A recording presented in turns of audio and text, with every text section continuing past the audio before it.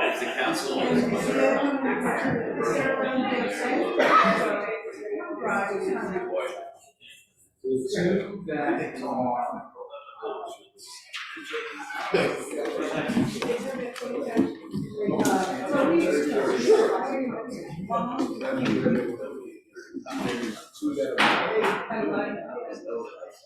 I'm just wondering how all that's going. Yeah.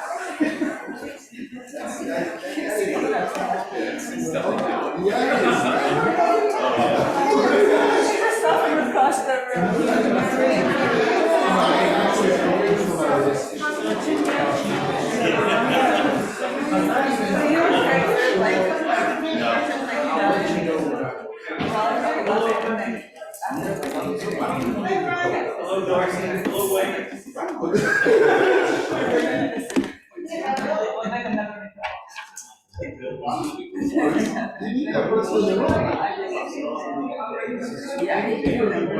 I actually would prefer to if we have a moment, that'd be great, because I do have some notes, but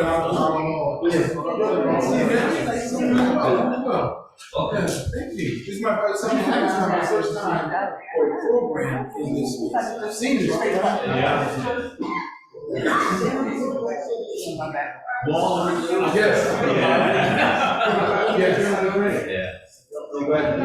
How many did you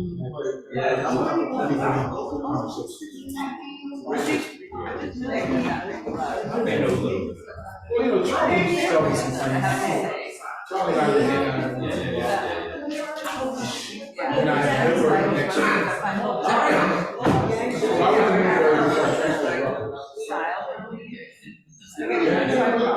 and my daughter's ended up working. We go there. My son's. At least we go all week.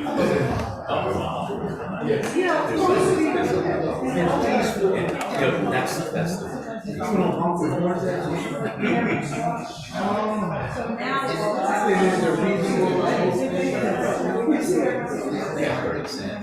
Bernie, I mean, what are you got in play, right? All the time.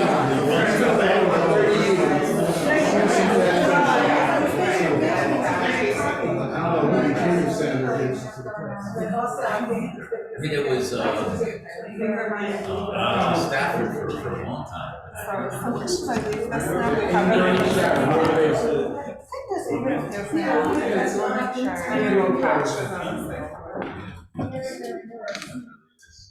Thank you so much. That's more than enough.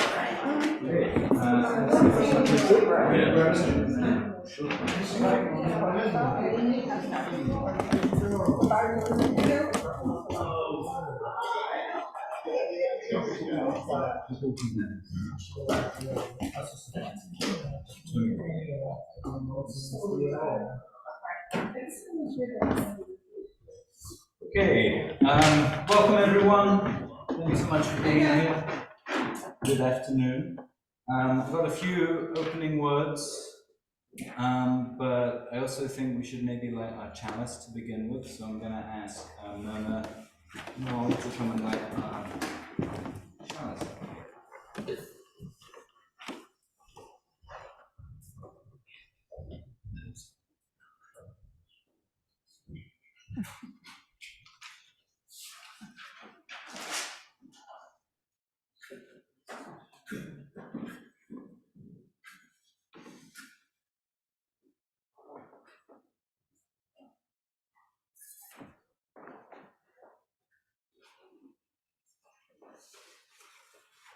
Behold the symbol of our faith, fed by differing beliefs, merging together to become one flame, burning brightly in beloved community.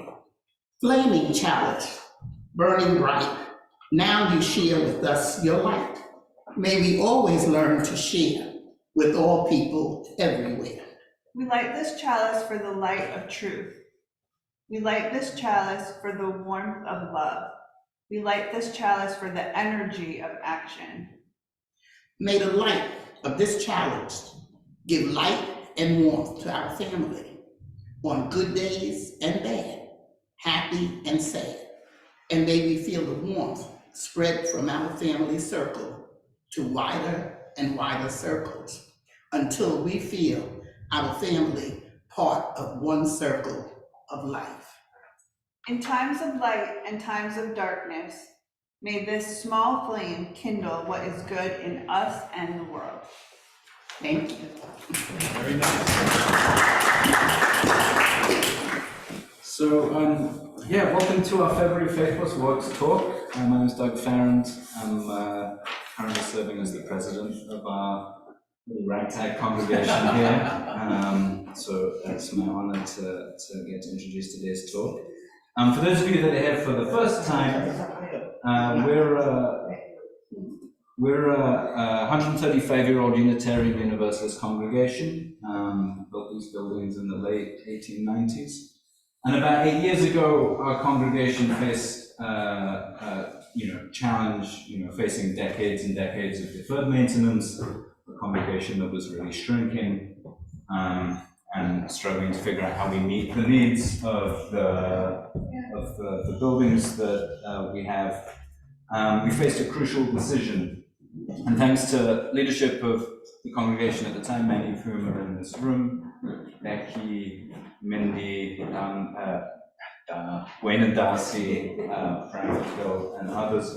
The decision was made that instead of selling and merging, that we should live up to what it means to be a 135-year-old anchor institution in the city, and stand up to what the 8 Unitarian Universalist principles articulate. There are 8 of them. I don't know them off by heart, but they basically get down to what it means to be a good neighbor. So we opened the doors to the building. We made a separate organization called The Hub, which manages these spaces as a community center. We're now home to several organizations, including the University of Orange, Lambi, led by Marcial back here, and the Laundry Workers Center, as well as many different community groups that use these spaces for classes, for organizing, for parties. So at the time, I think Mindy brought up this quote from the book of Matthew, that faith without works is dead, and this sort of calculus was the church was dying, so we needed some work in order to sustain our faith. And very quickly we had a lot of work. And the question became, what do we do with the faith side of the equation? What is the role of our small congregation, now lay-led, in this moment? So since 2018, we've been hosting these monthly services that we call Faith+Works, where we've invited artists, activists, civic leaders, neighbors, friends, teachers to speak about how they live their faith, their principles, their values, however they think of faith in their work, whatever that means to them. And we've learned a lot over the years and have come to really recognize the crucial importance of this ritual.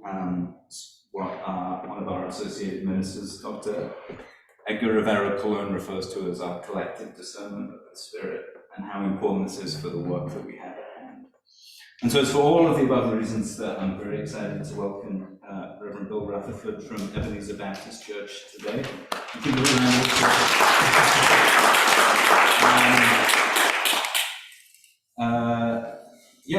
Bill Rutherford wears many hats: a pastor, father and husband, a financial advisor, council member in West Orange, and most recently, council president over there.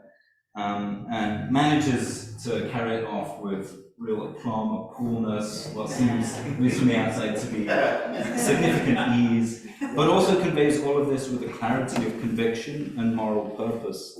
For a few years now, but most recently this past year, Bill's spoken at our annual Remembering Rosa event, which all gratitude to Ebenezer's long-time partnership on that particular program. And he spoke of very poignantly at the beginning of the heartbreak that he and many of us experience when we witness to signs both at home and abroad of the fact that as a nation we've lost our moral compass and that we've lost our way. And that amid that the suffering of our neighbors and our friends and our family as a result of the prioritization of powerful agendas and of greed is heartbreaking and unconscionable. So when I was thinking about what I wanted to read as opening remarks today, went of course back to Reverend William Barber's homily at Riverside Church as a part of the 400 Years of Inequality project that our colleagues at U of O led. So I wanted to share very briefly, with the alternative to Bill, just a brief paragraph from Reverend Barber's speech. This was the beginning of his speech, and he's talking about the sins of the United States. And he says, "If indeed this is our long-awaited day in court, let the charges be read, all 7 counts. Your Honor, the United States stands accused today of bad biology, sick sociology, political pathology, evil economics, corruptible courts, militia madness, and heretical ontology. These are the 7 sins that undergirded the system of slavery. And to name our sins is to tell the story of how we got here today. But also, like the Bible says of Moses, it is to say that we refuse to go along with sin even for a little while. Judgment is also an opportunity to ask honestly whether we're going to repent and rebirth America again." So with that, I would like to welcome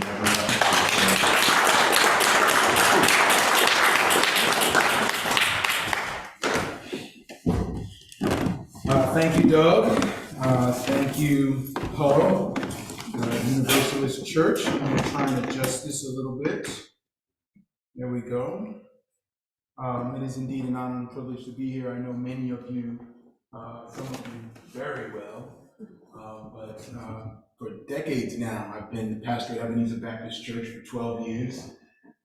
Some of you I met when I just got here. Some of you I've known from church circles over the course of time, and some of you are neighbors and friends. So this is a very comfortable space, and I really feel that, and I wanted to remark on that because that's what church should be. Whether you're in front or in the pew or in the back, you should feel comfortable. And so you have created that space, and I thank you for that. Doug said he doesn't know the 7, 8 principles. Are they 7 or 8? There's 7 officially. There are 7. But the world's on none. So I've got the 7.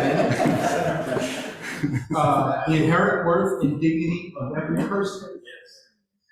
Now, I didn't know them either, so I had to look them up. Justice, equity, and compassion in human relations. That's the 2nd. And the 3rd is acceptance of one another and encouragement to spiritual growth in the congregation. 4th is a free and responsible search for truth and meaning.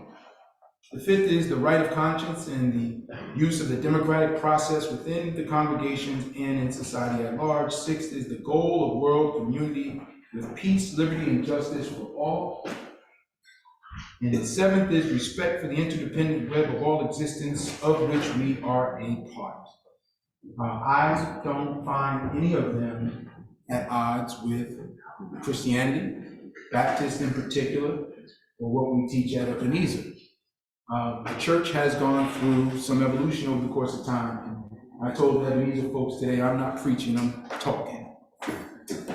And I think if the church does not continue to evolve in many ways that you are here, it will die because the need today is different.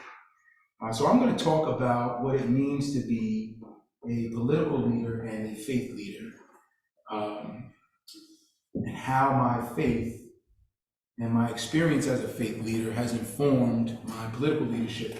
And I don't want to just talk.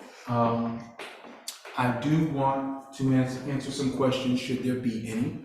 And for the Ebenezer folks, while this is not a traditional church service with a choir and an offering, we are in church, and we're going to conduct ourselves in that fashion. What does that mean? there's a call and response. So at some point, I'm going to want to hear from all of you, even those that may be joining us virtually.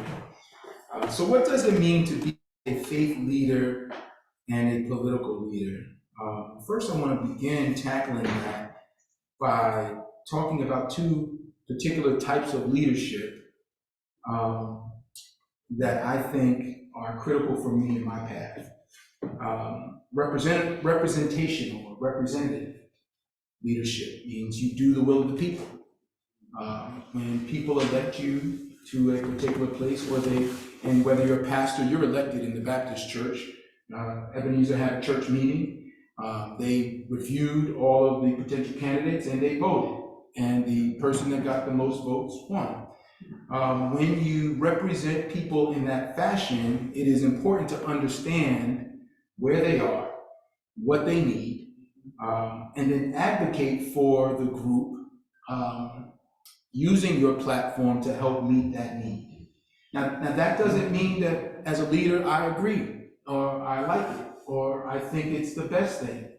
But when the people speak, and this is the hard part about leadership, when the people speak, if the majority of the people say, this is what we need, as an elected official, whether you're in church or in politics, you have to understand that and help meet that need, unless that need is destructive. And then you get to the second type of leadership, which is directional, leading them somewhere else. We're going to talk about that today. We've got some challenges in West Orange that I'm going to use as an example. Sometimes the leader has to take people from where they are to where they need to be. And that can be difficult. If you study the Bible, you know the Israelites went kicking and screaming just about everywhere. They fought with Moses at almost every single turn, and anyone else that dared tell them what they were doing wrong. And people do not generally like to be told that where they are is not where they need to be. But if you're a leader, you have to find a way to motivate, inspire, encourage, and empower the people to get there, even though it may take some time. They may not be there yet. That may be an assessment that's difficult to acknowledge because where they are may be a difficult place. But they do need to get there. And in the midst of the difficulty, it requires leadership to get people out of that space and keep them moving toward a better place. Now, how do we do that? Well, my style, I have a particular, and I'm not going to go through all the different styles of leadership, but for me, I think I embody participative leadership and servant leadership. Participative leadership means let's do it together. I think for me, my skill set, my experience, it's important to show people that you're willing to do it with them, not for them, but with them. It's the doing together that I think helps build the fabric of that community. When I first became pastor at Ebenezer, and I still will do it today, although I don't do it much and folks very rarely let me, but I would sweep the floor, mop the floor, pick up the trash, take out the trash. I would do all of the jobs that people would think are beneath a pastor, because I don't believe they are. We have to do it together if we're going to do it. And the greatest successes from our faith tradition come when the people work together, the leader and the people. You know, I point to frequently in our congregation, Nehemiah rebuilding the walls. When he did that, he said, come let us, not let y'all, not y'all do it because I say, but do it my way, let us. And when he tried to understand what the need was, he sent different people, different places to work on different parts of the project so that they would understand what was needed and be able to report back. And he would understand better because it was such a large project, no one person could do it by themselves. So participative leadership, I think, is critical for me. And then servant leadership, that means you meet the needs of the people first. We have a saying in our church, and in the Bible, it comes from the Bible actually, the last shall be first and the first shall be last. You have to be willing to do the hard work yourself and then try to inspire others through the trust that is built by doing that hard work, to do the same thing that the leader does. So sometimes you have to do stuff that other folks won't do. And in that doing, they learn to trust you and they see the value of what you've done. And some of them will then be inspired to do it too. It's how you duplicate yourself so that you can get more of the same work done. So those two kind of go together, participative and servant leadership. But then the other two are different. I am also a visionary leader. And in that, I try to understand what is possible and lead people toward that. And when you're visionary, oftentimes people think what you see is impossible. If you're a visionary leader, you may think in too big of a scale, too grand of a scheme. And people look at what they have and they say, well, how can we have that? How can we get that when we have this? But coming from a faith background, if you really believe in the power of God, God makes the difference. You do your duty that is best, leave unto the Lord the rest. When we walk by faith and not by sight, we allow room for God to do God's work, even when we've reached the limitations of our own capacity. And then the last one is a charismatic, someone who is willing to motivate and able to motivate and inspire others. Those are the characteristics that I embody in my leadership style, and I come from a faith tradition, and I've embodied them in the faith practice, and now in my 4 years as an elected official. Now, for me as a political leader and a faith leader, I often get asked, how do you manage politics when you're a person of faith? Aren't they at odds with each other? Yeah. Especially in New Jersey. Those that don't know, there are no other politics like Jersey politics. The closest thing is Chicago, and it's just a city.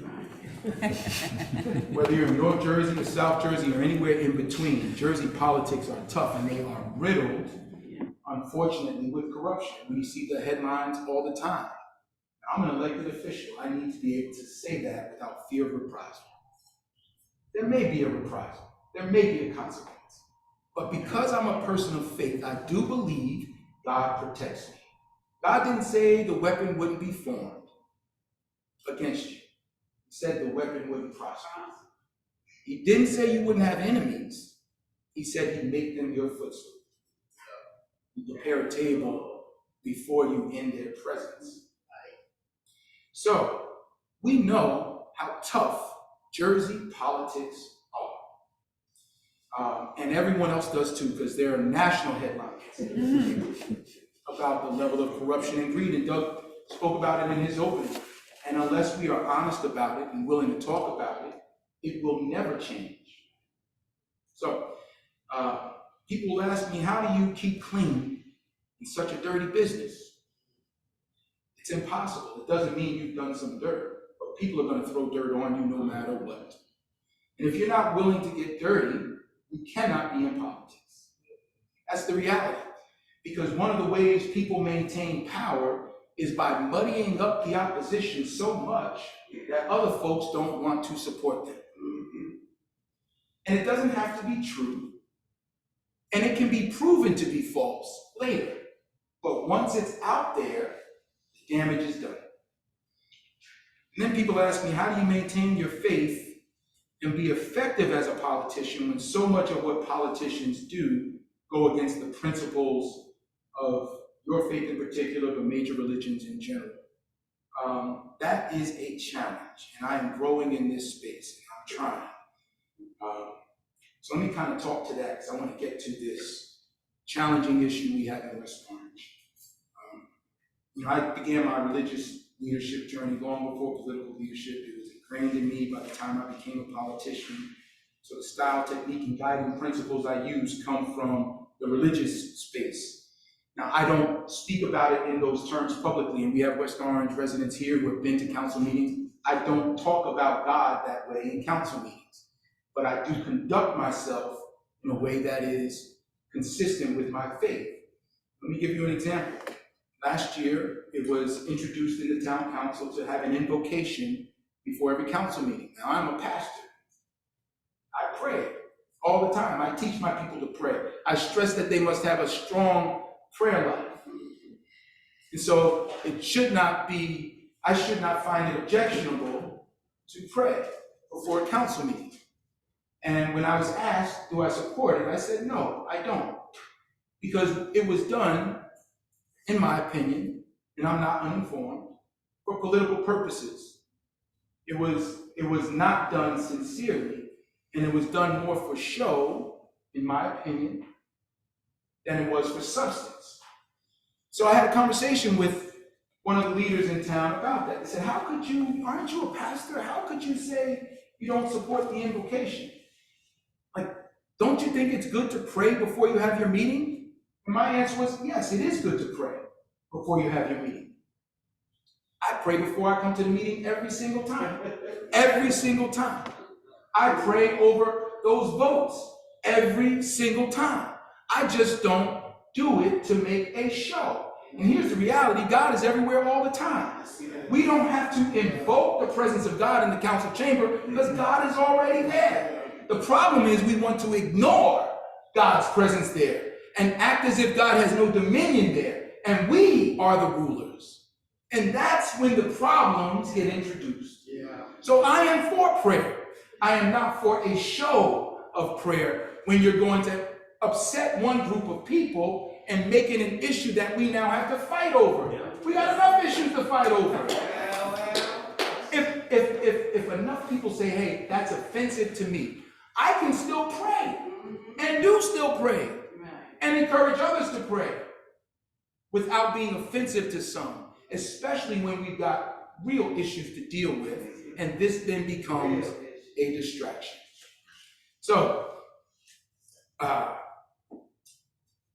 my style of leadership comes from that place, a religious space, where we care for other people, where we deal with different types of people.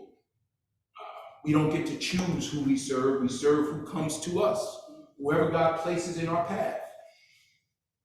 We advocate for those who are in distress and help meet their needs. And if you know anything about someone who's in distress, they are not their best selves. They don't come to you with all of the dignity and grace that they would if they were not struggling. And you've got to be willing to meet them there. And you know what? Some people think that they don't have to or they shouldn't have to. But that is the real work of leadership. It is not what you do for those who have the most. It is what you do for those who have the least. And that comes from our faith tradition too. You know, Jesus said, as you have done unto the least of these, so have you done unto me. So people that come to town council and complain about the garbage and the rodents that the garbage is presenting, and they may not be homeowners, the first thing you should say, the first thing out of your mouth should not be about whether they rent or own, or live in a single family or a multifamily, or live on this side of town or that side of town, or whether they dump their own garbage there. Even if they do, it's our town. Our job is to clean it up. And we don't just clean it up for those that live in the nice neighborhoods. As a matter of fact, in those neighborhoods, you need to do a lot less cleaning because there are better ways of disposing of garbage. It's just a fact. And in the places where there isn't, that's where it needs the attention. So, yeah, they're going to yell and scream and call you some names and be upset and not be their best selves. But that's what leadership requires. Humble yourself. Put yourself in someone else's shoes and try to help them in their journey. And then trying to address the issues that matter the most to the communities I serve, even when powerful interests are lined up in opposition. I'm very glad my parents are here today. They are the dynamic duo in Ebenezer in my life, and absolutely. And they have different skill sets that complement each other. And my dad has many times been out front, and my mom has done the work behind the scenes that made him look good out front. But I remember as a child, I think we were coming back from Asbury Park on a bus trip, Greater New Point Baptist Church. And the police in Irvington at this time, they may have had a black police officer or two, but not many. The police in Irvington had pulled over someone and beat the living daylights out of them in front of the church, in front of the bus full of church people.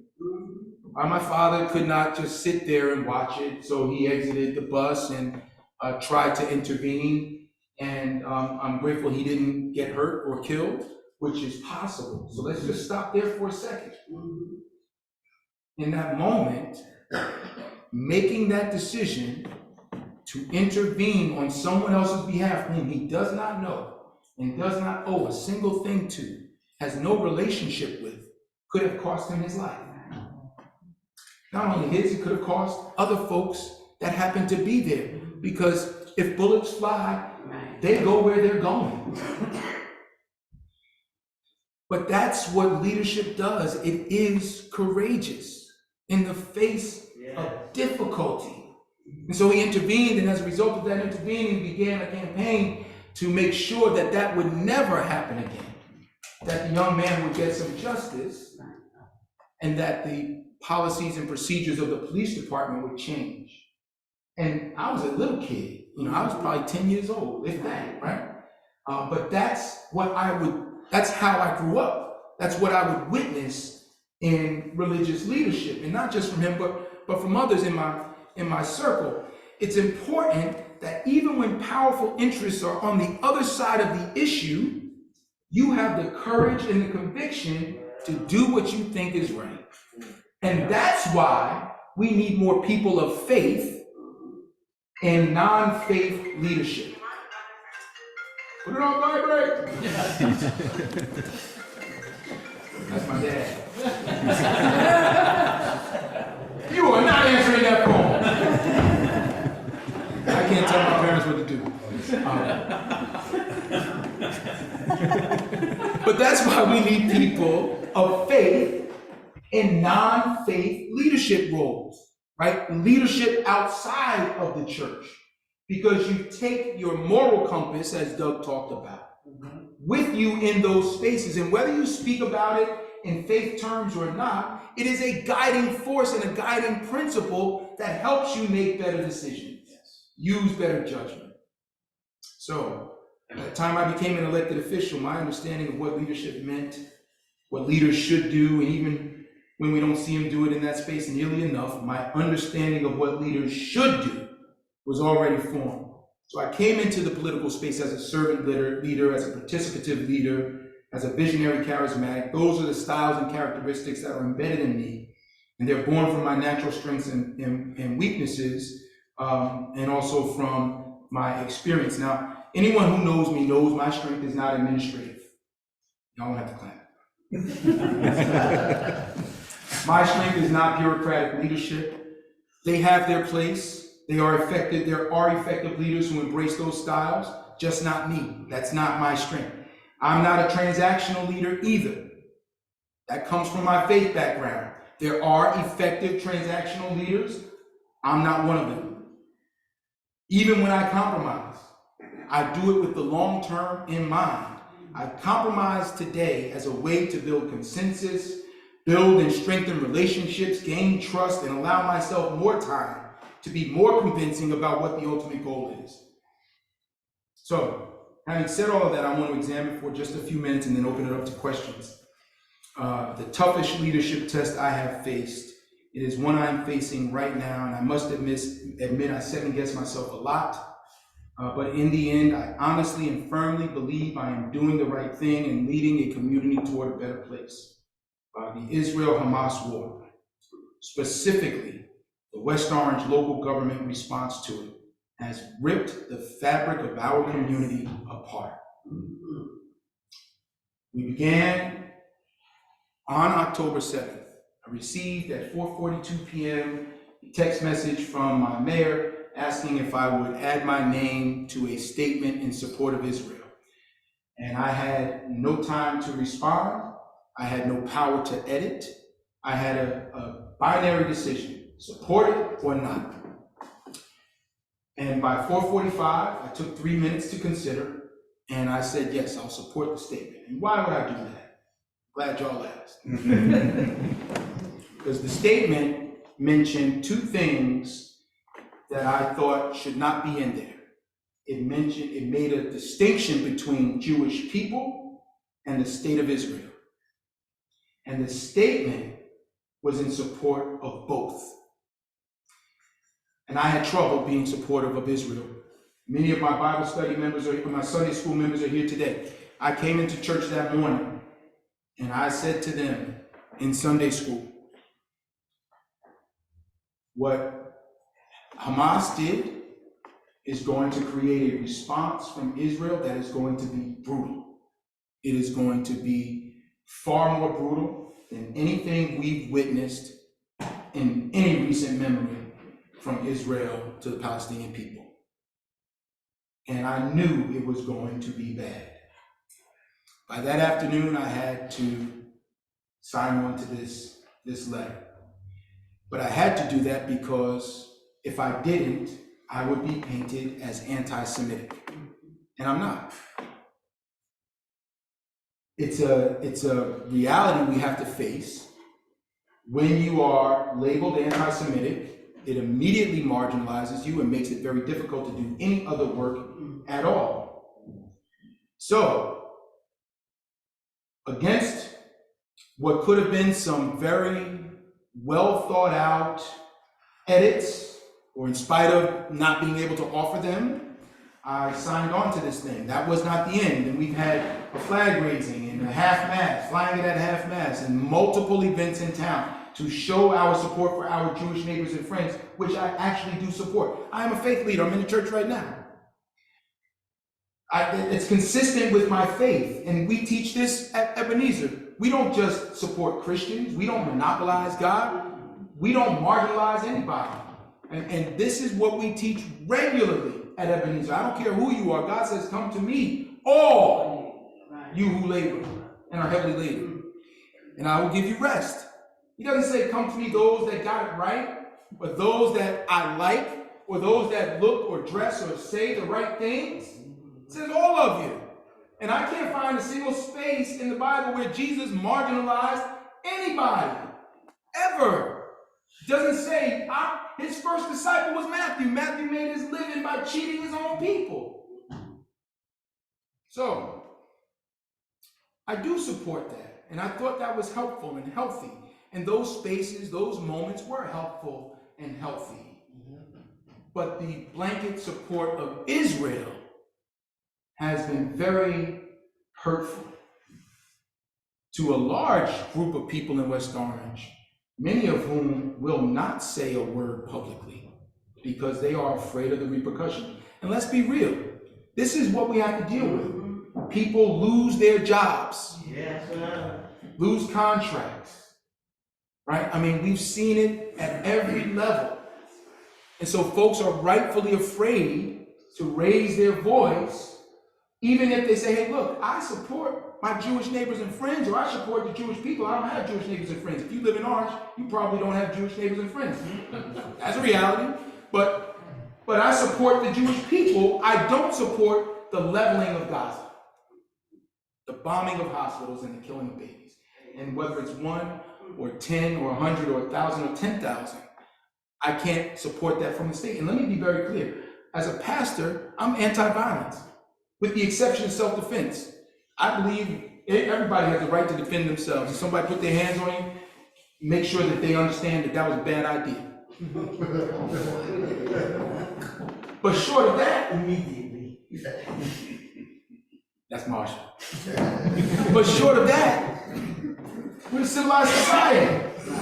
We can figure out a solution without being destructive. And that's consistent with my faith. So being against war, how could I be for that? There's literally no way, as a person of faith, I could say it's okay to bomb anyone, anywhere. I want the Ukraine war to end. I think we can solve these problems. I think there's enough money to go around for everybody to get their piece without blowing everything up. So, supporting those things in the Jewish community for Jewish people was fine. The statements about Israel were problematic. And then the Palestinian group in town said, hey, what about us? Right. And folks were saying, hey, you guys are doing all this stuff on one side. What about the other side? Because they live here too. And so they said, look, we want to have a flag raising. This made a little bit of news. We want to raise the flag. We want to have a cultural celebration. And when they came to me and asked if I would support it, I said, absolutely, I'll support it. I'll be shocked if our mayor does. They said, no, we've talked. The mayor said she would be supportive. I said, wow, that is amazing. Let's see if it actually happens. I'm just being real. And lo and behold, the day it was announced, it was canceled. Wow. The mayor approved it. And this is where this is why we need more people of faith in spaces like that, not to advocate for a particular religion or denomination, but just to have a strong moral compass and the courage and conviction to stand on what's right, even if they have to stand by themselves or with very few people. The mayor approved the flyer. Now she says she did it. Palestinian group says she did. She's on all the emails, and there are plenty. And that's a matter of public record, and anybody can see them. Her team, ultimately, which she is the leader of, did all of the work to get these things out. And when that flyer was posted, within 12 minutes, her phone exploded, and she succumbed to the pressure and canceled the program. And she told me directly, I was at a Kwanzaa event. West Orange African Heritage Organization had an event that night. I saw the mayor there. She pulled me to the side. We had about a 15-minute conversation, and she said the backlash over the hate speech in the flyer was so great, we had to kill it. Couldn't do it. She said, so I postponed it. I told them to come back with another date. I said, Mayor, you're not postponing it. This is canceling. If you postpone it, you give a date then. Like, you could have said, okay, so we can't have it this day using this language. Let's change the language and have it that day. But there was no additional date. She said, no, we're postponing it. But then eventually she came out and said she did in fact cancel it. And it has been canceled because it didn't happen as a sanctioned event. Now, myself and another council person who I am very grateful to have as an ally, Asmarie Michael, she and I went anyway. And we showed our support anyway. Let me back up. Students in town organized a walkout. This is important because it shows where leadership is and why we need more faith leaders in non-faith spaces. Students wanted to organize a walkout to have a protest against the leveling of Gaza. And they were calling for a ceasefire. And when they organized it, they were immediately shut down by the adults in town, which was absolutely horrific. I could not believe the adults acted that way. And many of these children were bullied and targeted online. I just, within the last week and a half, got some of those screenshots. It is ridiculous. And these are our children, even if they're not biologically related to us. And that's a part of what we learn as people of faith, right? Because you belong to a church, that's your church family, right? You belong to a community, that's still your family, right? So they may not be my children biologically, but they are our children communally. And our job is not to target them that way, but to empower them to raise their voice. And yeah, they're gonna make some mistakes, and I'm not saying they made any, but everyone makes mistakes. And they're gonna learn and grow from those mistakes.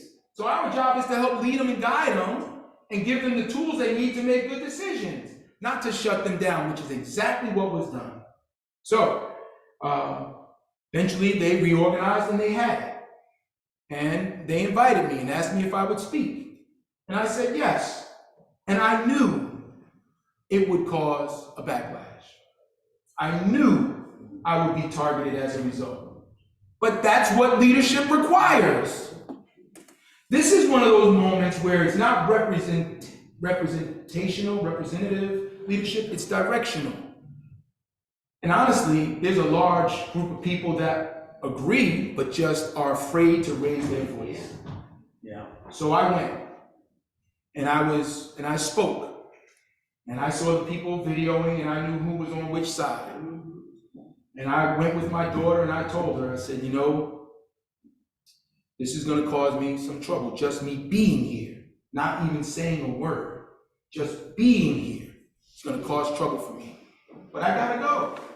How do I look my children in their eye and tell them to stand on what they believe is right, and I won't?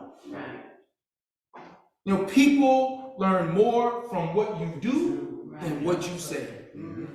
So I went, and then sure enough, I walked a very fine line. The video is out there. I walked a very fine line in what I said, trying to navigate a difficult space and bring people together. I'm not trying to make things worse, and that's tough. It's tough for the people that want me to advocate on one side. It's tough for the people that want me to advocate on the other. And I have relationships and friends on both sides, and I understand the nuances of this argument, and I know we ain't solving it.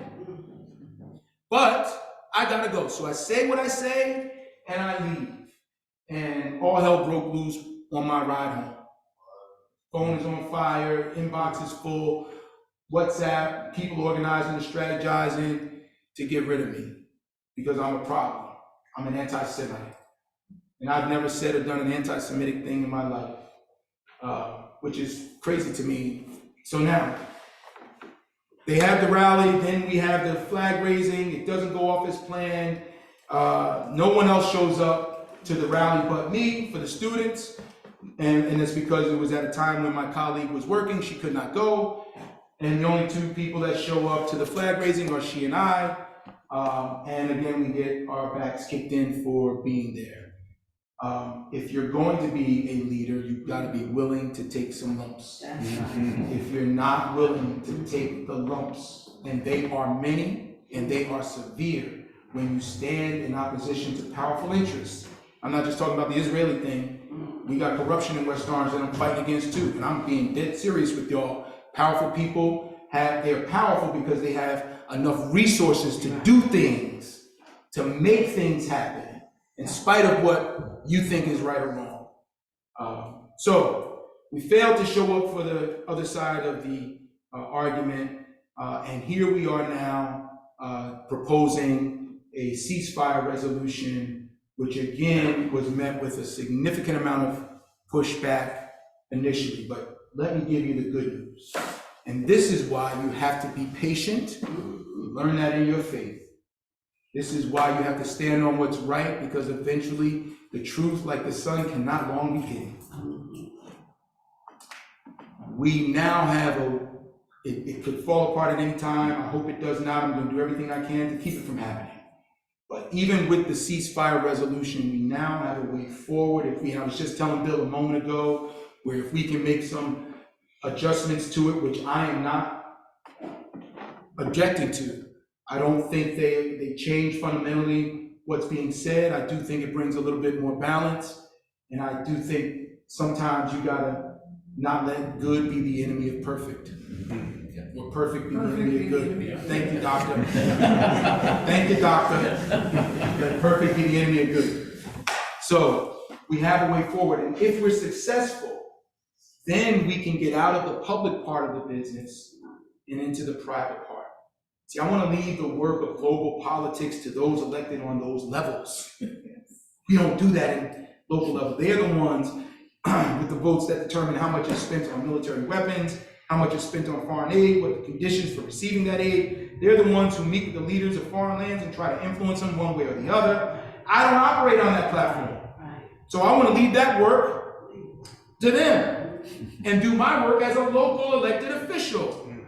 But that doesn't mean I want to leave the problem, and this is why being a person of faith matters. I know if we go down the political road I am trying to lead us to, we will still have hurt feelings. We can pass this resolution and still have scared members of our community and have real hateful sentiment to deal with. Anti-Semitism is real, Islamophobia is real, anti-Arab, anti-Muslim sentiment is real. And we've got to be able to deal with that. But I believe the real work to heal those communities, to build consensus, tackle difficult challenges, is done in small rooms, not in front of a camera, with small groups who are willing to have difficult conversations and embrace challenging solutions. You can't do that on social media. Right. It can't be done in council chamber because it requires a level of trust that isn't present in those spaces. That understanding comes directly from my faith, from dealing with angry or hurt people, angry or hurt members of the community who are not willing to compromise, who are emotional, who may need to express themselves and do it in an unhealthy manner. It's not personal. But you cannot deal with individuals like that in front of an audience. They're not going to let their guard down. They won't be vulnerable. They aren't ready to receive the difficult feedback about their situation. It takes a quiet space, away from prying eyes, to have those conversations, plural, conversations, ongoing, that are necessary to build the trust so that you can have those conversations, plural, that lead to healing, and then do the actual work of healing the ill, whatever it may be. That's what leadership requires. It's missing in our political spaces too often, which is why people like you need to be involved, or you online. Because when you have that moral compass and you know that the God you serve is able, all powerful, all knowing, everywhere, all the time, when you believe that, then you know you, even if you stand by yourself, you are not alone. And that energy around you, that spirit around you, some call it angels, whatever, it will help you in that moment. And that's what we're seeing right now. It's been a hard 4 or 5 months, a hard 4 or 5 months on this one issue. But now we're starting to see some progress. And if we had buckled, if we had bended, the community would be even more torn apart. If people felt like they were ignored, that no one cared, they would have moved farther away. But now we actually have a chance to bridge. So listen, you don't get anything else from this talk. Whether you're young or old, you need to know you need to be involved, because your faith gives you an understanding of these issues that is different from those people who haven't grown up in a faith tradition, who haven't really studied or tried to apply. There are people that go to church on a regular basis, but they're not really trying to live it. Y'all know what I mean? Yeah. It's those that are really trying to practice it. Right. However that looks for you, that are needed in those other spaces, because it informs your decision. I hope that's been helpful for you. I hope it gives you an understanding of who I am and where I am, and I'm happy to answer any questions that you might have.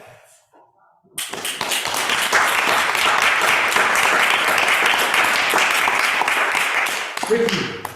Could you just tell us what, you said they eventually, the Palestinians or the people who were supporting them eventually had their event. Could you just tell us what that event entails? Sure. So it went on exactly as they originally planned, with the exception of raising the Palestinian flag. It was a cultural celebration. There was plenty of food there. This was at the high school? This was in front of town hall. So we gathered in front of town hall around, I think, 5 o'clock or so. I ended up leaving about 7:30. So it was dark when I left. So let me tell you a little bit about that though. Initially, we were concerned that it was going to be violent. Not because of the folks in West Orange, but because West Orange was now on this radar of folks on both sides. So there was one group of folks that had 200 cars or so that was planning a protest in support of the Palestinian flag raise and against them the town canceling it, and a group on the Israeli side that had hundreds of counter protesters that were going to come and protest the event. And so from a security standpoint, the security, if we were to sanction the event, we could have had much more security, could have better planned it. and organize the 2 counter protesters or the protesters that came from outside in different spaces. But because it wasn't a town sanctioned event, what we had was a barrier around those that were willing to participate, and everybody else would have been on the other side. In which case, you would have had the Israeli group and the Palestinian group mixing together. That to me was a recipe for disaster. So we begged and pleaded and worked with both groups, asked them to call those folks and tell them not to come. And here's the good news, they did. The group on one side is West Orange for Humanity. They called and said, look, please, it's not going to be helpful. Don't come.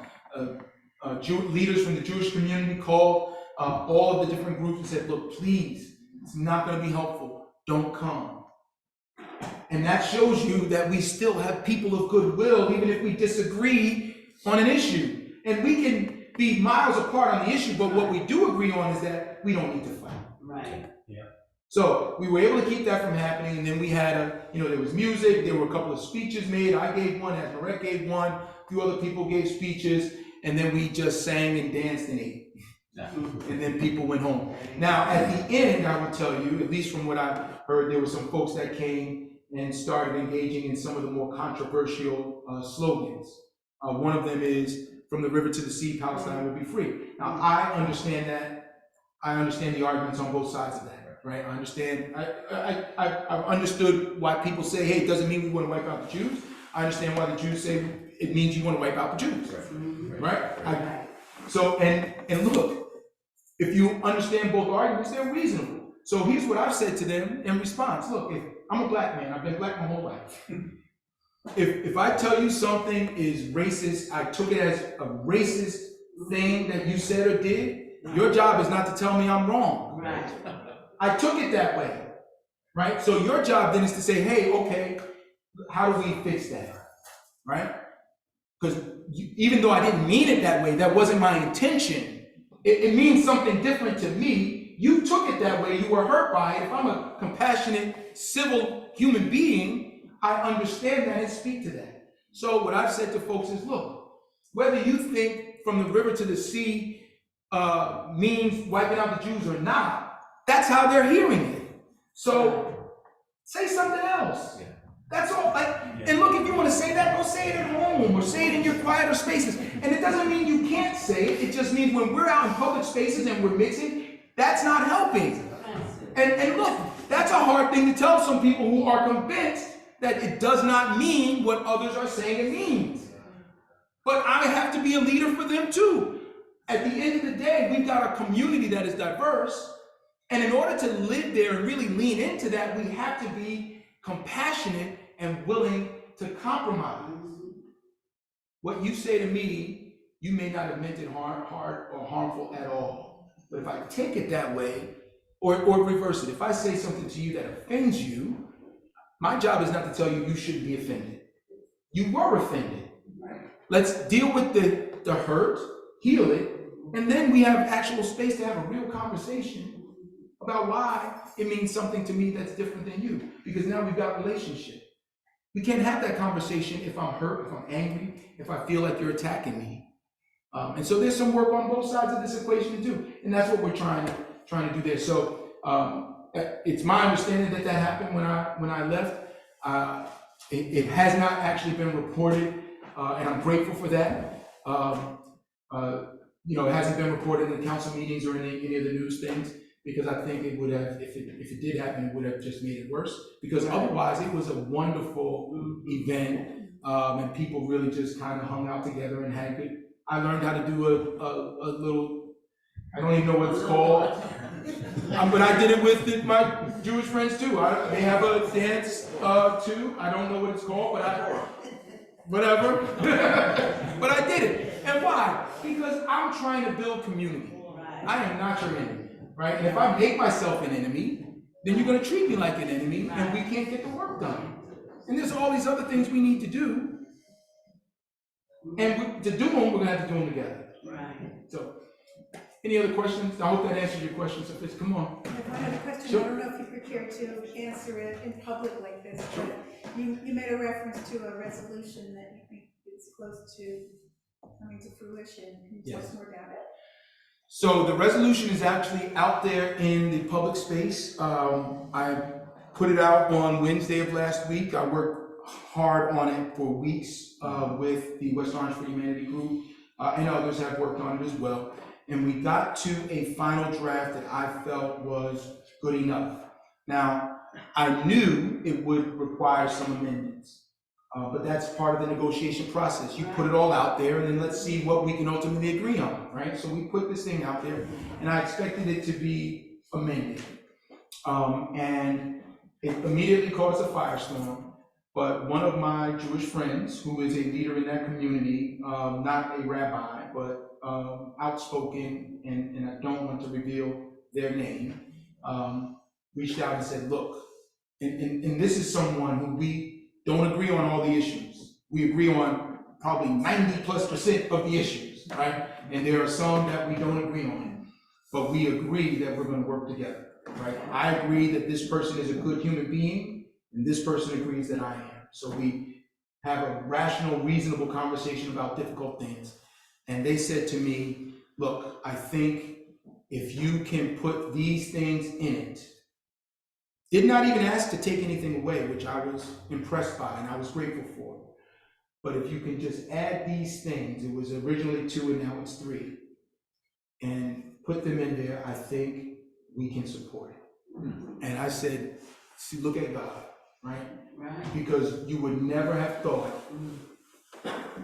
in October or November, because we were asked in council chambers. So this is leadership again. Group comes into the council chambers and says, hey, where do you stand on the ceasefire? And I look, I know that's, it's a trap, right? So, but they genuinely wanted to know. They sincerely wanted to know where I personally stood on the ceasefire. And so after giving a preamble, which included, they ain't listening to me, it doesn't matter what I think, right? Because it ain't gonna change Joe Biden at all. But I said, look, I do support a ceasefire. I am a person of faith. I'm a religious leader. I'm a pastor of a church. How can I say it's okay? It's never okay for war. I can never come down on the side of war. I just can't. I can never come down on the side of the oppressor. I can't. It doesn't matter who the oppressed is. It doesn't matter if I like him or not, if we're friends or not. My faith doesn't allow that for me, right? Because I answer to a higher power. So I went on the record. Now, the then council president didn't want to answer first. This is the first time didn't want to answer, but decided not to answer the question first and went straight to me, which it never happens either. I never get to answer first. We don't go in alphabetical order. We don't go in seat order, right? It's always when that person wanted me to go. So this time they wanted me to go first, and I understood why. They wanted me to be on the record and be out there and see if I would either support a particular group and offend someone else, or support a different group and offend someone else, right? And so I said my honest answer, which is needed in politics. Too many times we're not honest with people. You know, some people can disagree with you, but at least they'll respect that you told them the truth, right? And if we know where we stand, then at least we know what gap we need to bridge. So I told them where I stood, and I gave my preamble. And then 2 others actually supported it as well, put it on the record that they supported the ceasefire. And you would have thought we were crazy, because the backlash from just that one word was real. And it was received by a portion of our community in a very harsh way. And I had multiple conversations with rabbis in town about that stance in particular. But you know what I did? I went and met with them, right? Like, I'm gonna come talk to you, and we're gonna have a conversation. And we did. And, you know, some things changed around the edges. There's some things that didn't change. But at the end of the day, we have relationships. And that's what's needed to solve the problem. So now we get to this. If you would have looked back then and said, will the ceasefire resolution pass? And if it's presented, will it make the town explode? My bet would have been yes. And here we are 2 days away from potentially hearing it, and I think it's gonna begin the healing process.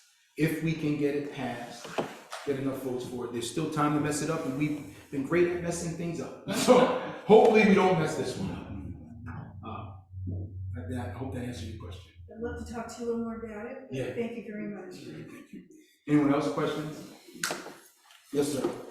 I know you listed off like your leadership styles. I guess my question is, was that more of an internal process or external process to identifying what type of leader you felt, and like how do you stay consistent and strengthen that style? So I think it's a very good question. And so internally, I just have a natural skill set that has been accentuated in those areas, right? But externally, I really owe the language and the understanding and the leaning in or the development of it to my wife. My wife is one of the smartest people, most accomplished people I've ever been around. And over the course of her career, you know, I've learned some things just by watching her. And so she goes to workshops and different conferences, and I read the notes. And I apply it to my own self. And so the language around it actually came from her. And the intentionality around developing it came from her. And that's another example of how God gives you what you need, even if you don't know. You need it, right? That's just a byproduct of being married to Toacca and Rutherford. Yeah. I hope that answers your question. Thank you. Please, yes, ma'am. Not a question, but more of a comment. Sure. I'm sitting here, I feel like a kindergarten in class for the first day. I'm a resident of college, and I'm a person who also frequent council meetings, and I know the circumstances are a bit different. That's what I'm taking from here. But I also believe, when you announced in church today, you told us the topic, and that struck my interest. That's why I made a point of coming to see what it was exactly about. Yeah. I do believe in the political and the Christian part coming together, because when that happens to me, God is in it, and He's doing things His way. We might not realize it or understand it. So that's what I'm seeing. Also, another thing I wanted to ask, when you have the two sides with the, you know, Palestinians and the Israel, Jewish. yeah, coming at odds here, and my question or concern would be, would it be better, and I guess you wouldn't have an answer, if I'm concerned about my side, so to speak, I'm just using that. And would it be better for this group to approach the ones over there in that country to get them to consider ways to working it out, and the other group do the same thing, because they're there at odds together, and then by us, and I say us, not that I'm a part, you know. I think I understand what You you're understand what I'm saying? I do. If we can say, we're unhappy with what you're doing, go over there, you know, we didn't cause it here, so to speak, but we need you to work on it, to fix it there.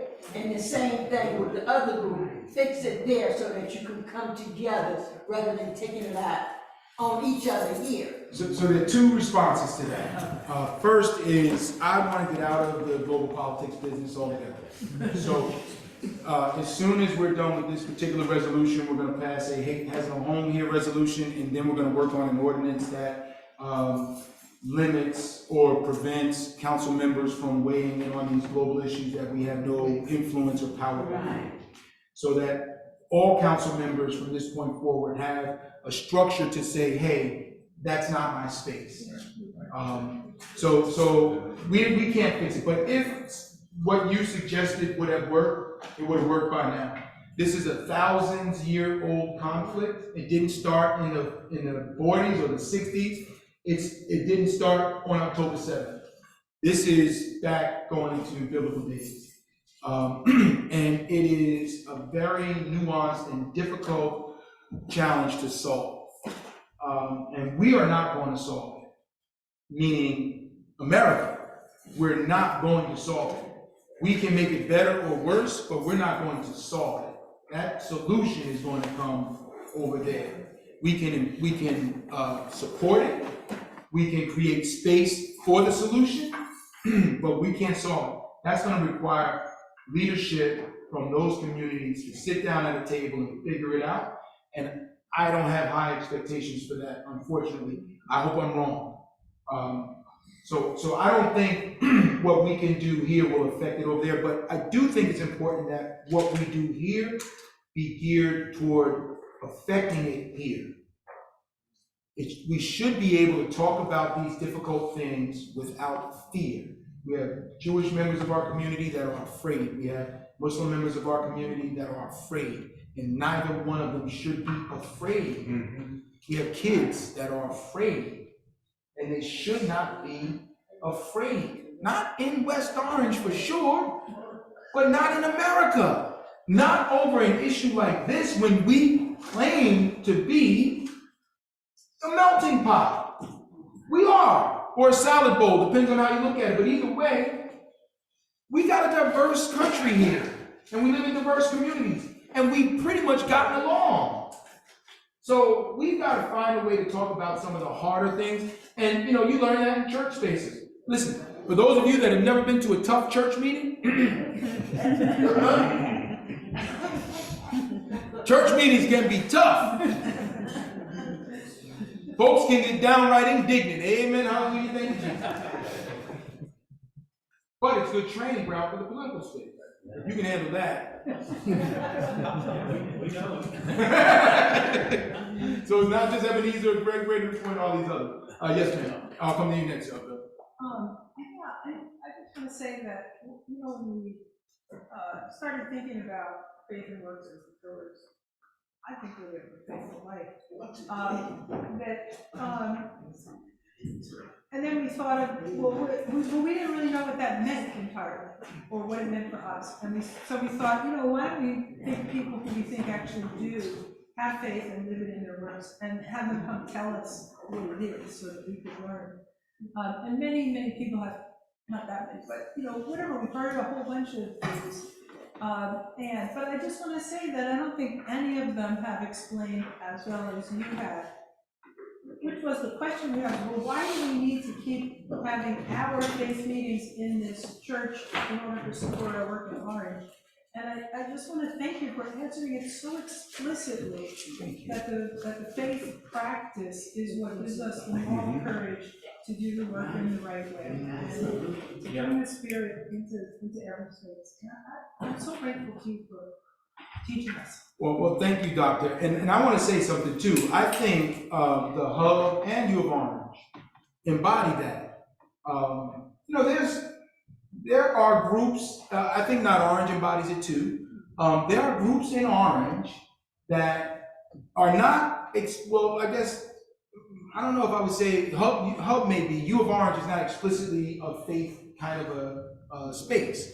Not Orange is not explicitly a faith space, but they bring their faith to the work they do, right? And that makes the work that much more powerful. Yeah, so I do believe, and I'm grateful for that, I do believe we have great examples right here in Orange of putting that kind of thought into practice. And you don't win every battle. Healthy Orange, hospital projects and things like, you don't win every battle, but you win some, right? And you learn to fight another day, right? And you grow in strength and in numbers along the way, right? Because people see what you're doing and like, yeah, they're doing a good job. Doug mentioned the Rosa Parks concert. That started, 5 years ago, 6 years ago? 2017, so wow. 8 years ago. Right? Time flies. Yes, it does. And it was an idea they had, and it's just lasted. And now you got the school and people are coming, and you got all these different artists expressing themselves. It's just a wonderful event, right? And it's remembering Rosa Parks. I mean, so that's the kind of practice, the work that's inspired or led by your faith. And the more of that, the better, if you ask me. Yeah. Bill. Yeah, I was struck by what you described yourself in terms of a person of faith and how you see the need for others. And while I deeply respect that, and knowing that when you say that, you're not talking about imposing your religious values on others, but it also scares me because, you know, seeing the level of Christian nationalism, for want of a better term, where it is such a danger to our democracy and to our country, you know. So how do we reconcile those two things? Because again, the moral compass, I'm on board, but in terms of religious nationalism and imposing will on others, because we see it all over the world. I mean, we see it in, you know, the Islamic countries, you know, where again you're imposing religious beliefs on others, and that's the dilemma that I see. So there are a couple of answers to that, and I agree. I share that concern. When you look at examples where religious leaders are political leaders, and it is run from a religious perspective, it tends to be some of the most extreme forms.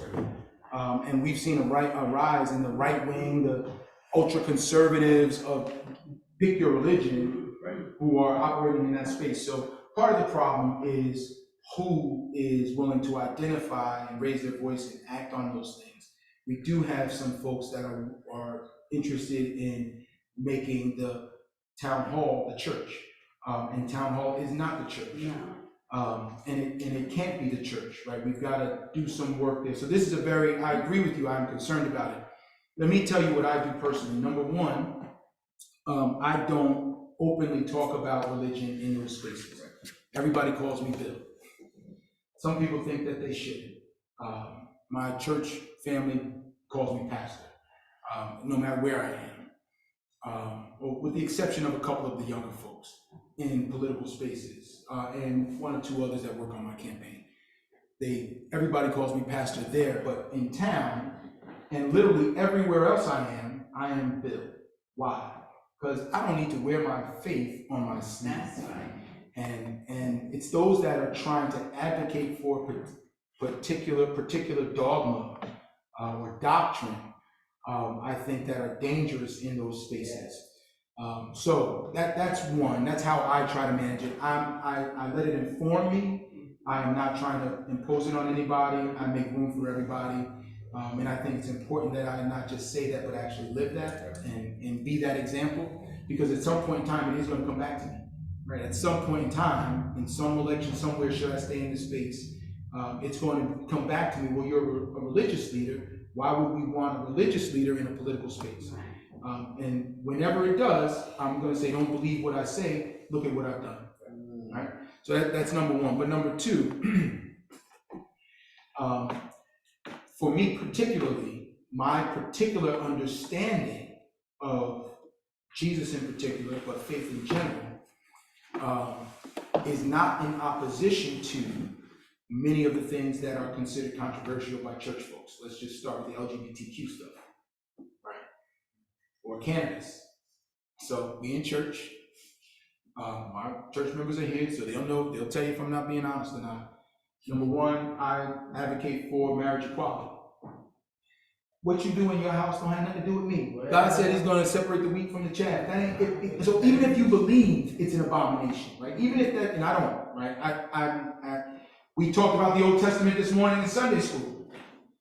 There was an example given this morning of a gentleman who had been horrible to human beings, to people around him, and 10 years later ended up homeless, right? And it was because he had somebody put a drug in his drink, and it ended up sending him down a spiral that ended up with him being homeless. And the story was saying he's homeless because he was so mean to all these other people. And the first thing I said in Sunday school, some of them are here this morning, right now, was I object to this lesson. Right.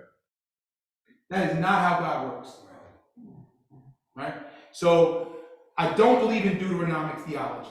I don't believe bad things happen to bad people and good things happen to good people. Good things happen to bad people and bad things happen to good people all the time.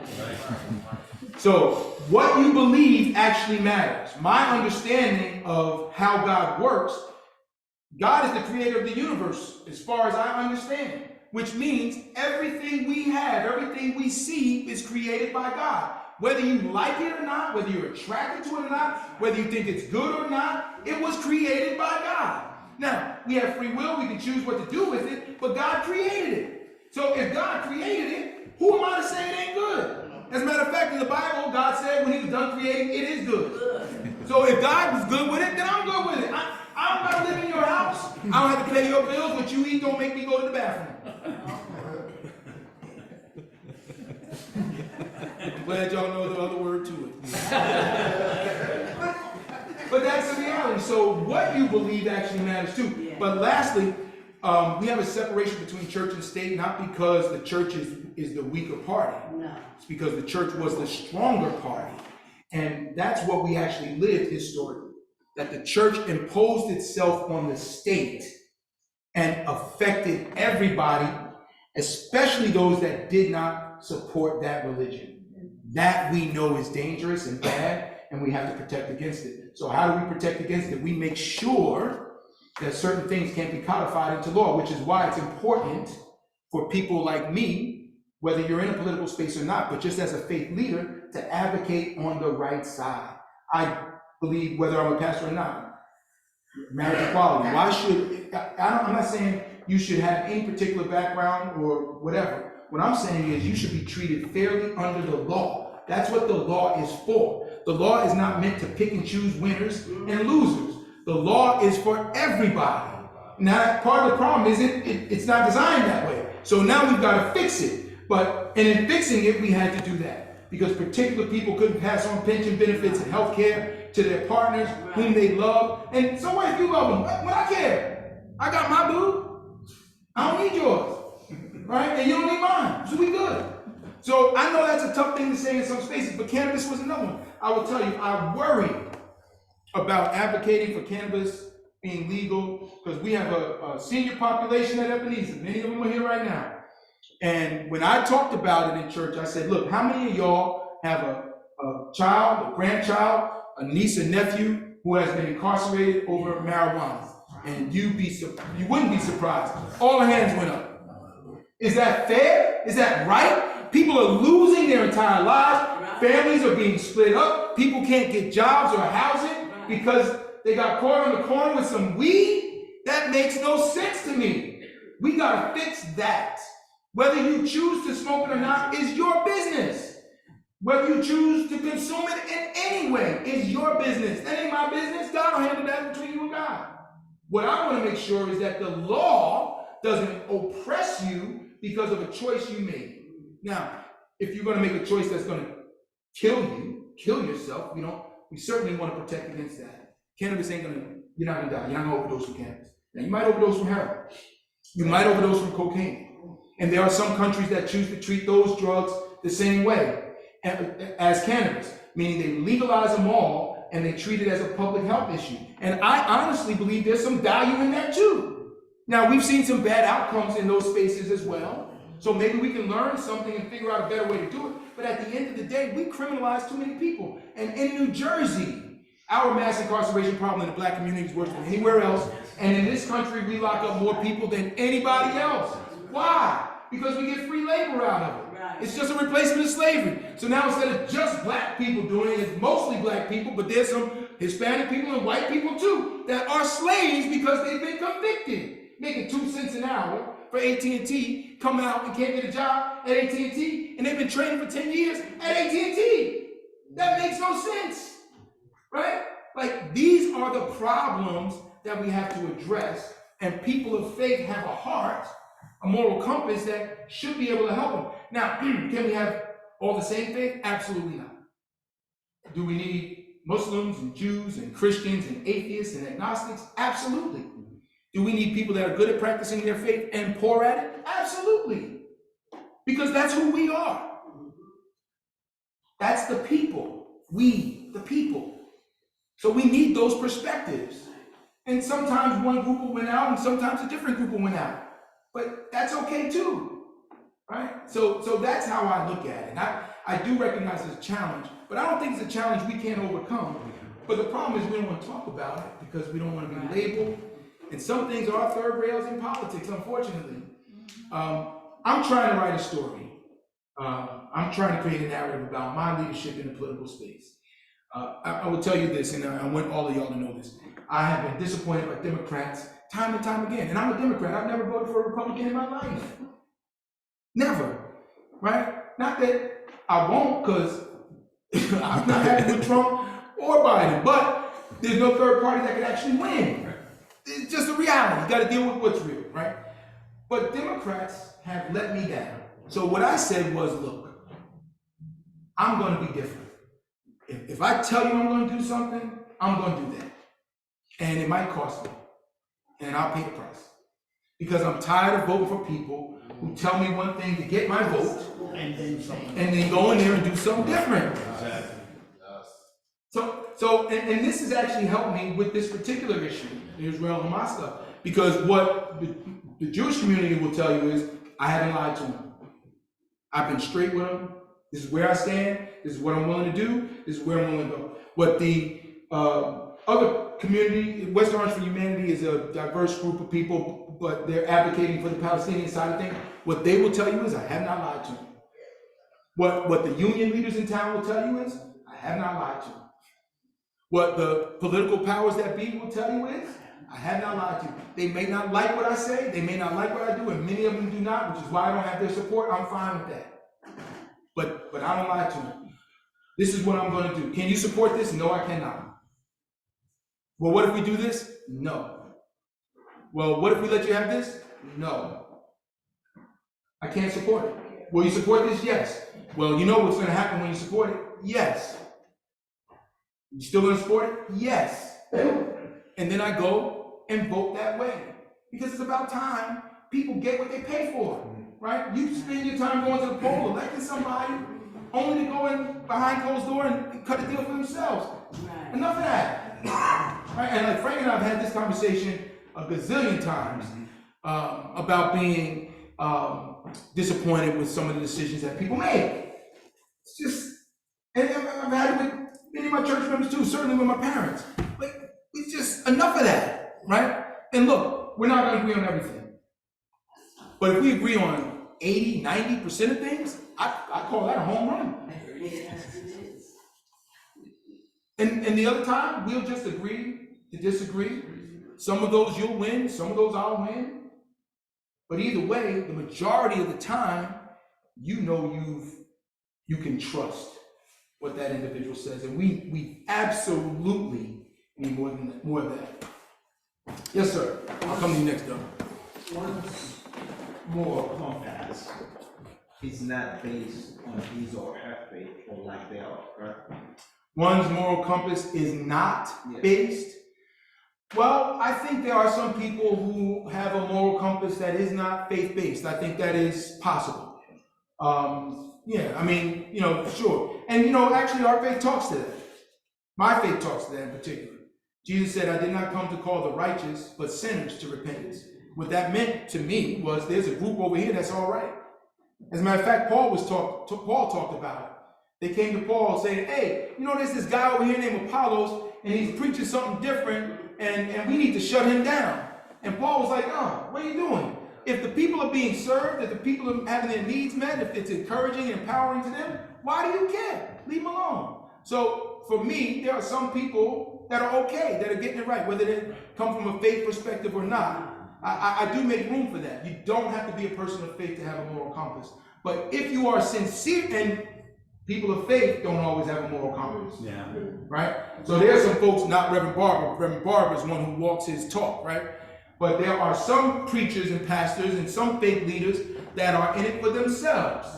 And they have planes that they're flying in, and they appear on your Sunday shows, and they're making millions of dollars a year, and they're selling out the people. And they know better, but they're not doing better. So just because you're a person of faith does not mean you have a good moral compass either. But generally speaking, if you are sincere about living your faith, you will have a good moral compass. It's not all the time, but generally speaking. Did I answer that question okay? Thanks, sir. Yeah, I just we're going to have some coffee, some tea, we've got some cookies over in the parish hall somewhere for continuing some of these conversations. So I just wanted to To bring this to a close, this formal section, I want to give thanks to Kathy.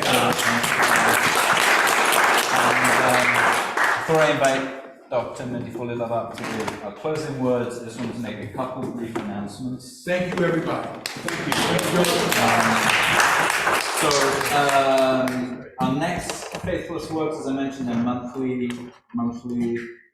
gathering, monthly service on second Sunday in March, which I think is also the 11th, but it's not a Super Bowl Sunday.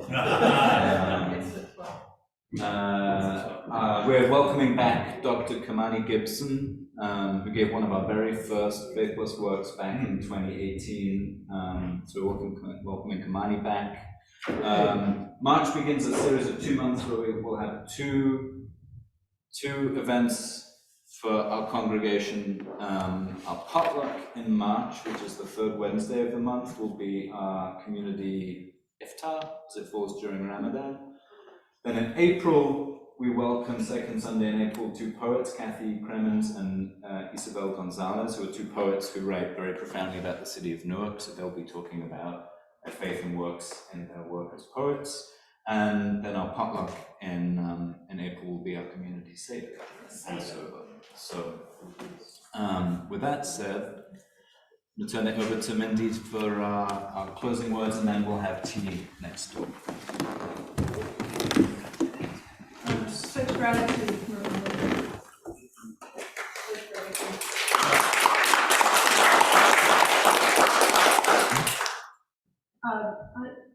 I'm reading a poem called The Bridge Builder by Will Allen Drunkel.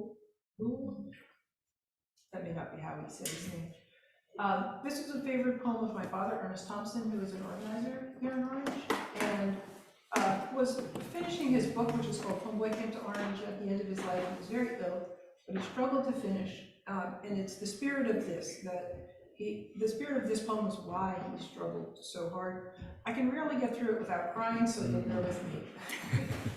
An old man going a lone highway came at the evening cold and gray to a chasm vast and deep and wide, through which was flowing a sullen tide.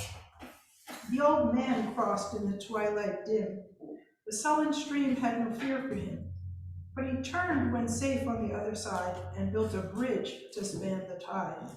Old man, said a fellow pilgrim near, you are wasting your strength with building here. Your journey will end with the ending day. You never again will pass this way. You've crossed the chasm deep and wide. Why build this bridge at evening tide? The builder lifted his old gray head.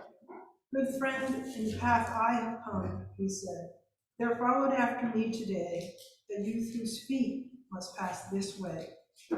This chasm that has been as naught to me, to that fair-haired youth may a pitfall be. He too must cross in the twilight dim. This lower part. Good friend, I am building this bridge for him.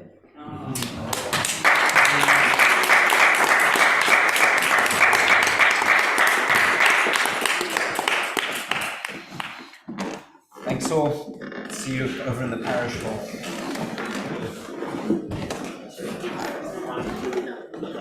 Thank you, Doug. Thanks, Margot. Thanks, Margot. Hi, Molly.